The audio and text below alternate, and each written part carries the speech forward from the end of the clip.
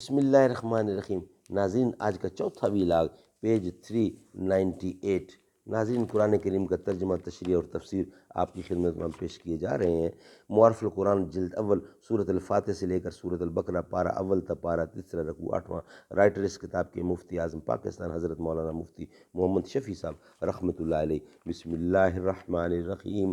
الحمد للہ وکفیٰ وسلام علی عبادہ الذین اصطفیٰ۔ خیرکم من تعلم القرآن وعلمہ۔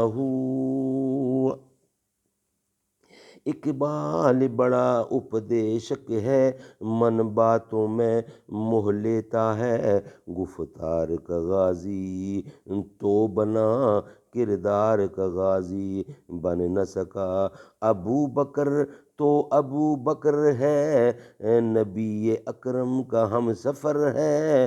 ابو بکر پہ ہمیں فخر ہے، وفا میں اول، سخا میں اول، اطاعت مصطفیٰ میں اول۔ البتہ بعض احادیث سے معلوم ہوتا ہے کہ بعض اولیاء اور صالحین بھی اس فضیلت میں شہداء کے شریک ہیں، سو مجاہدہ نفس میں مرنے کو بھی مہنی شہادت میں داخل سمجھیں گے۔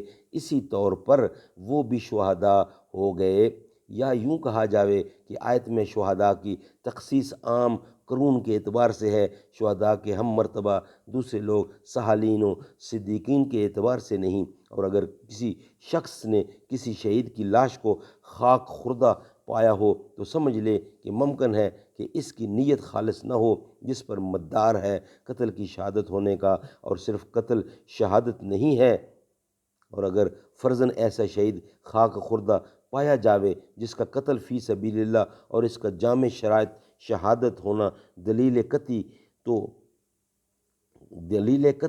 تواتر وغیرہ سے ثابت ہو، جس کا شبہ صاحب روح المعانی کا ہو گیا ہے، تو اس کی وجہ میں کہا جاوے گا کہ حدیث میں جس چیز کی تصریح ہے وہ یہ کہ انبیاء و شہداء کے جسم کو زمین نہیں کھاتی، یعنی مٹی ان کے جسم کو خراب نہیں کر سکتی۔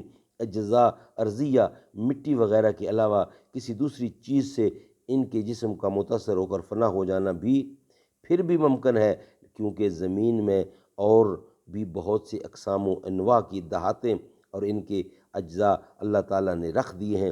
اگرچہ ان کی وجہ سے کسی شہید کا جسم متاثر ہو جائے تو اس آیت کے منافی نہیں۔ سبحان اللہ، سبحان اللہ۔ ناظرین، انشاءاللہ اس کا بقیہ حصہ آخری ویلاگ 5 میں لے کے جائیں گے، کیونکہ یہ تھوڑی سی تحریر لمبی ہے۔ تو چوتھا ویلاگ ہمارا کمپلیٹ ہوا۔ تیرا رتبہ ہے سب سے جدا فاطمہ، تو ہے شہزادی مصطفیٰ فاطمہ۔ وہ دھنی ہے مقدر کا رب کی قسم، آپ کے در کا جو ہے گدا فاطمہ۔